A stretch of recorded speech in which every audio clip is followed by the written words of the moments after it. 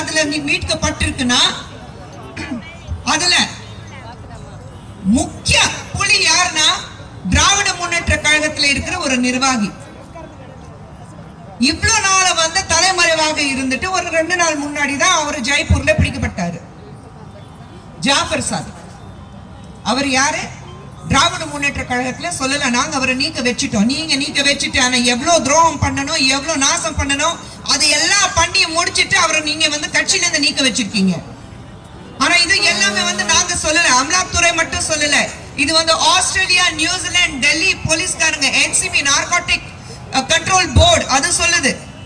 இது இவங்க திராவிட முன்னேற்ற கழகத்துல இருந்து திமுக இருந்து சொல்லலாம். நீங்க எதிர்ப்பு தெரிய வைக்கிறீங்க, தேவையில்லாத எங்க மேல பழி சுமக்குறீங்க. இது தேவையில்லாத பழி சுமக்கல, எல்லாமே பேப்பர்ல இருக்கு. தினமும் நாங்க படிக்கிறோம், தினமும் நியூஸ்ல பாக்குறோம், தினமும் நம்ம